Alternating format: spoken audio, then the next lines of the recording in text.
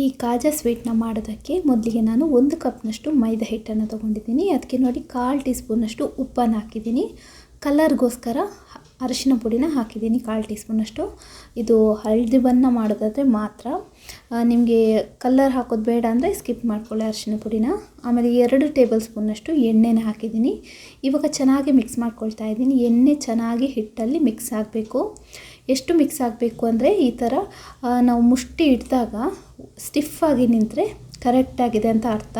ಒಂದು ವೇಳೆ ಈ ಥರ ಮುಷ್ಟಿ ಇಡುವಾಗ ಮುಷ್ಟಿಯಾಗಿ ನಿಂತಿಲ್ಲ ಅಂದರೆ ನೀವು ಇನ್ನೊಂದು ಚೂರು ಎಣ್ಣೆನ ಹಾಕಿಬಿಟ್ಟು ಮಿಕ್ಸ್ ಮಾಡ್ಕೊಳ್ಬೇಕು. ನೋಡಿ ಈ ಥರ ಬರಬೇಕು. ನೆಕ್ಸ್ಟ್ ನೋಡಿ, ನಾನಿಲ್ಲಿ 1/4 ಕಪ್ಗಿಂತ ಸ್ವಲ್ಪ ಜಾಸ್ತಿ ನೀರನ್ನು ತೊಗೊಂಡಿದ್ದೀನಿ. ಸ್ವಲ್ಪನೇ ಹಾಕಿಬಿಟ್ಟು ಮಿಕ್ಸ್ ಮಾಡ್ತಾಯಿದ್ದೀನಿ. ಇಷ್ಟೇ ನೀರು ಹಾಕಬೇಕು ಅಂತಿಲ್ಲ, ನಿಮ್ಗೆ ಎಷ್ಟು ಬೇಕು ಅಂತ ನೋಡ್ಕೊಳ್ಳಿ. ಈ ಹದಕ್ಕೆ ಬರಬೇಕು. ಚೆನ್ನಾಗಿ ನಾದಿ ಇಡ್ತಾಯಿದ್ದೀನಿ. ಇದನ್ನು ಚೆನ್ನಾಗಿ ಸ್ವಲ್ಪ ಹೊತ್ತು ನಾದಬೇಕು. ಚೆನ್ನಾಗಿ ನಾದಿದ ಮೇಲೆ ಮುಚ್ಚಳನ ಮುಚ್ಚಿಬಿಟ್ಟು ಒಂದು 10 ರಿಂದ 15 ನಿಮಿಷ ಇದನ್ನು ಸೈಡಲ್ಲಿ ತೆಗೆದಿಟ್ಕೊಳ್ಬೇಕು. ನೆಕ್ಸ್ಟ್ ನೋಡಿ, ಪಾಕಕ್ಕೋಸ್ಕರ ನಾನಿಲ್ಲಿ 1 ಕಪ್ನಷ್ಟು ಸಕ್ಕರೆನ ತೊಗೊಂಡಿದ್ದೀನಿ. ಅದಕ್ಕೆ 3/4 ಕಪ್ನಷ್ಟು ನೀರನ್ನು ಹಾಕ್ತಾಯಿದ್ದೀನಿ. ಈ ಸಕ್ಕರೆನ ನಾವು ಮೆಲ್ಟ್ ಮಾಡಬೇಕು. ನೋಡಿ, ಸಕ್ಕರೆ ಮೆಲ್ಟ್ ಆಗಿದೆ. ಇವಾಗ ಹೈ ಫ್ಲೇಮಲ್ಲಿ ಇದನ್ನು 5 ರಿಂದ 7 ನಿಮಿಷದಷ್ಟು ಕುದಿಯೋದಕ್ಕೆ ಬಿಡಬೇಕು. ಅಷ್ಟೇ ಸಾಕು. ಒಂದೆಳೆ ಪಾಕ ಆ ಥರ ಎಲ್ಲ ಬರಬೇಕಂತಿಲ್ಲ. ಇದು ನೋಡಿ 5 ನಿಮಿಷ ಆಗಿದೆ. ಇವಾಗ ಗ್ಯಾಸನ್ನು ಆಫ್ ಮಾಡಿಬಿಟ್ಟು ನಾನು ಸ್ವಲ್ಪ ಏಲಕ್ಕಿ ಪುಡಿನ ಹಾಕಿದ್ದೀನಿ. ಇವಾಗ ನಿಮಗೆ ಪಾಕ ಇಷ್ಟೇ ದಪ್ಪ ಬೇಕು ಅಂದರೆ ಇದಕ್ಕೆ ನೀವು 1 ಸ್ಪೂನಷ್ಟು ನಿಂಬೆ ರಸನ ಹಾಕಬೇಕು. ನಿಂಬೆ ರಸ ಹಾಕಿದರೆ ಇದು ಪಾಕ ದಪ್ಪ ಆಗೋದಿಲ್ಲ. ಕಾಜಾ ಸ್ವೀಟ್ ಇದ್ದು ಒಳಗಡೆ ಎಲ್ಲ ಸಿರಪ್, ಈ ಸಕ್ಕರೆ ಪಾಕ ಎಲ್ಲ ಹೋಗಬೇಕು ಅಂದರೆ ಇಷ್ಟೇ ತೆಳ್ಳಗಿರಬೇಕು. ನಾನಿವತ್ತು ನಿಂಬೆ ರಸನ ಹಾಕ್ತಾಯಿಲ್ಲ. ನಾನು ಇದನ್ನು ಸ್ವಲ್ಪ ದಪ್ಪ ಮಾಡ್ತಾಯಿದ್ದೀನಿ. ಅದಕ್ಕೋಸ್ಕರ ನಿಂಬೆ ರಸ ಹಾಕೋದಿಲ್ಲ. ಮುಚ್ಚಳ ಮುಚ್ಚಿಬಿಟ್ರೆ ಸ್ವಲ್ಪ ಹೊತ್ತಾದಮೇಲೆ ಇದು ದಪ್ಪ ಆಗುತ್ತೆ. ಈ ಕಡೆ ನೋಡಿ, ಹಿಟ್ಟು ಕೂಡ ಒಂದು 10 ರಿಂದ 15 ನಿಮಿಷದಷ್ಟು ನೆಂದಿದೆ. ಒಂದ್ಸರಿ ಚೆನ್ನಾಗಿ ಈ ಥರ ನಾದ್ಕೊಳ್ಳಿ. ನೆಕ್ಸ್ಟ್ ನಾನು ಈ ಹಿಟ್ಟನ್ನು 5 ಭಾಗವಾಗಿ ಸಪ್ರೇಟ್ ಮಾಡ್ತೀನಿ. ಚೆನ್ನಾಗಿ ಉಂಡೆ ಮಾಡಿ ರೆಡಿ ಮಾಡಿ ಇಟ್ಕೊಳ್ತೀನಿ. ನೋಡಿ 5 ಉಂಡೆ ಮಾಡಿದ್ದೀನಿ. ನೆಕ್ಸ್ಟ್ ಒಂದು ಫ್ಲೋರ್ ಮೇಲೆ ನಾನು ಸ್ವಲ್ಪ ಮೈದಾ ಹಿಟ್ಟನ್ನು ಹಾಕಿದ್ದೀನಿ. ಇವಾಗ ಒಂದು ಉಂಡೆ ತೊಗೊಂಡು ಚೆನ್ನಾಗಿ ತೆಳ್ಳಗೆ ಲಟ್ಕೊಳ್ಬೇಕು. ಎಷ್ಟು ತೆಳ್ಳಗಾಗುತ್ತೋ ಅಷ್ಟು ಲಟ್ಟಿಸ್ಕೊಳ್ಳಿ.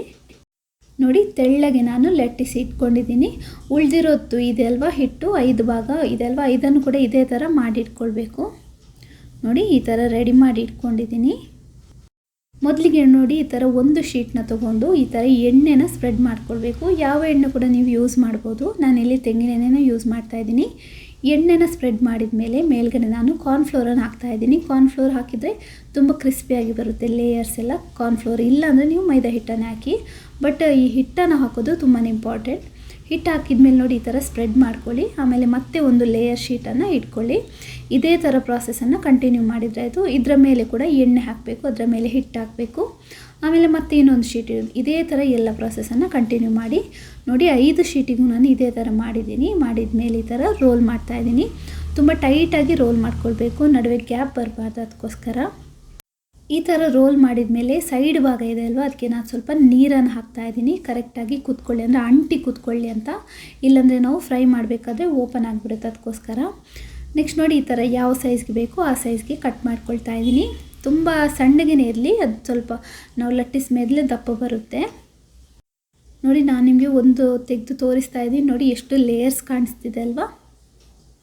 ಇವಾಗ ನೋಡಿ, ಈ ಥರ ಬೆರಳಿನ ಹೆಲ್ಪಿಂದ ಈ ಥರ ಪ್ರೆಸ್ ಮಾಡ್ತಾಯಿದ್ದೀನಿ. ಸ್ವಲ್ಪ ಅಗಲ ಮಾಡ್ತಾಯಿದ್ದೀನಿ. ಆಮೇಲೆ ಲಟ್ಟಣಿಗೆಯಿಂದ ಸ್ವಲ್ಪ ಲಟ್ಟಿಸ್ತಾ ಇದ್ದೀನಿ. ನಿಮಗೆ ತುಂಬ ಉದ್ದಗೆ ಕೂಡ ಲಟ್ಟಿಸ್ಕೊಳ್ಬೋದು, ಅಥವಾ ಅಗಲ ಬೇಕಿದ್ದರೆ ಅಗಲ ಕೂಡ ಲಟ್ಟಿಸ್ಕೊಳ್ಬೋದು. ನಿಮ್ಮ ಇಷ್ಟ, ಯಾವ ಸೈಜ್ಗೆ ಬೇಕಿದ್ದರೂ ನೀವು ಲಟ್ಟಿಸ್ಕೊಳ್ಬೋದು. ನೋಡಿ, ನಾನು ಎಲ್ಲನೂ ಒಂದೇ ಸೈಜ್ಗೆ ಲಟ್ಟಿಸಿ ಇಟ್ಕೊಳ್ತಾ ಇದ್ದೀನಿ. ನೋಡಿ ಇಷ್ಟ ಆಗಿದೆ. ಇದನ್ನು ರೆಡಿ ಮಾಡಿಟ್ಕೊಂಡಿದ್ದೀನಿ. ಕಡೆ ಎಣ್ಣೆ ಕೂಡ ಬಿಸಿ ಮಾಡೋಕ್ಕೆ ಇಟ್ಟಿದ್ದೀನಿ. ಮೊದಲಿಗೆ ಒಂದು ಸಣ್ಣ ಪೀಸನ್ನು ಹಾಕಿ ನೋಡ್ತಾ ಇದ್ದೀನಿ, ಎಣ್ಣೆ ಸರಿಯಾಗಿ ಕಾದಿದೆಯಾ ಅಂತ. ಮೀಡಿಯಮ್ ಫ್ಲೇಮಲ್ಲಿ ನಾವು ಇದನ್ನು ಕಾಯಿಸ್ಕೊಳ್ಬೇಕು. ನೋಡಿ, ಇದು ಎಣ್ಣೆ ಕಾದಿದೆ. ಎಣ್ಣೆ ಕಾದಿದ ಮೇಲೆ ಒಂದೊಂದನ್ನೇ ಹಾಕ್ತಾಯಿದ್ದೀನಿ. ಎಷ್ಟು ಹಿಡಿಯುತ್ತೋ ಅಷ್ಟನ್ನು ಹಾಕಿದ್ದೀನಿ ನಾನೀಗ. ಇವಾಗ ನೋಡಿ, ಸ್ಪೂನ್ ಹೆಲ್ಪಿಂದ ಸ್ವಲ್ಪ ಜಸ್ಟ್ ಈ ಥರ ಟಚ್ ಮಾಡ್ತಾಯಿದ್ದೀನಿ. ಯಾಕಂದರೆ ಕೆಳಗಡೆ ಭಾಗಕ್ಕೆ ಅಂಟಿ ಹೋಗಿದೆ, ಸ್ವಲ್ಪ ಎತ್ಕೊಂಡು ಮೇಲೆ ಬರಲಿ ಅಂತ. ತುಂಬ ಸ್ಪೂನಾಗಿ ತಿರುಗಿಸೋಕ್ಕೆ ಹೋಗಬೇಡಿ. ಜಸ್ಟ್ ಸ್ವಲ್ಪ ಟಚ್ ಮಾಡಿ ಅದು ಮೇಲೆ ಬಂದುಬಿಡುತ್ತೆ. ಎಲ್ಲ ನೋಡಿ ಮೇಲೆ ಬಂದಿದೆ. ಇದನ್ನೀಗ ನಾವು ಮೀಡಿಯಮ್ ಫ್ಲೇಮಲ್ಲೇ ಕಾಯಿಸ್ಕೊಳ್ಬೇಕು. ಸ್ವಲ್ಪ ಕಲರ್ ಚೇಂಜ್ ಆಗೋ ತನಕ ಕಾಯಿಸಿದ್ರಾಯಿತು. ನೋಡಿ, ಕಲರ್ ಚೇಂಜ್ ಆಗಿದೆ. ಮೀಡಿಯಮ್ ಫ್ಲೇಮಲ್ಲೇ ನಾವು ಇದನ್ನು ಕಾಯಿಸ್ಕೊಳ್ಬೇಕು. ಈ ಥರ ಕಲರ್ ಚೇಂಜ್ ಆದಮೇಲೆ ಇದನ್ನು ತೆಗೆದ್ರಾಯಿತು. ತೆಗೆದು ಡೈರೆಕ್ಟಾಗಿ ಪಾಕಕ್ಕೆ ಹಾಕಿದರೂ ಆಗುತ್ತೆ, ಅಥವಾ ಟಿಶ್ಯೂ ಪೇಪರ್ ಮೇಲೆ ಹಾಕಿಬಿಟ್ಟು ಆಮೇಲೆ ಪಾಕಕ್ಕೆ ಹಾಕಿದರೂ ಆಗುತ್ತೆ. ನೋಡಿ, ನಾನು ನಿಂಬೆ ರಸ ಹಾಕ್ದಿರೋ ಕಾರಣ ಪಾಕ ಸ್ವಲ್ಪ ದಪ್ಪಾಗಿದೆ.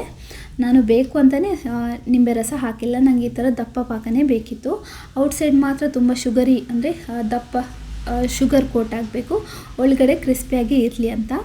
ಈ ಥರ ಚೆನ್ನಾಗಿ ಮಿಕ್ಸ್ ಮಾಡಿದ ಮೇಲೆ ಒಂದು 30ರಿಂದ 45 ಸೆಕೆಂಡ್ನಷ್ಟು ಪಾಕದಲ್ಲೇ ಬಿಟ್ಟರೆ ಸಾಕಿದ್ದನ್ನು ಆಮೇಲೆ ತೆಗೆದು ಪ್ಲೇಟಿಗೆ ಹಾಕಿದ್ರೆ ಆಯಿತು. ಆವಾಗ ಔಟ್ಸೈಡ್ ಮಾತ್ರ ಸಕ್ಕರೆ ಪಾಕ ಇರುತ್ತೆ, ಒಳಗಡೆ ಕ್ರಿಸ್ಪಿಯಾಗಿ ಉಳಿದಿರುತ್ತೆ. ನೀವು ಕೂಡ ಟ್ರೈ ಮಾಡಿ ನೋಡಿ, ಹೇಗೆ ಬಂದಂತ ಕಮೆಂಟ್ ಬಾಕ್ಸಲ್ಲಿ ತಿಳಿಸಿ. ವಿಡಿಯೋ ಇಷ್ಟ ಆದರೆ ಲೈಕ್ ಮಾಡಿ, ಹಾಗೆಯೇ ಚಾನಲ್ ಸಬ್ಸ್ಕ್ರೈಬ್ ಮಾಡಿಲ್ಲ ಅಂದರೆ ಸಬ್ಸ್ಕ್ರೈಬ್ ಮಾಡಿ.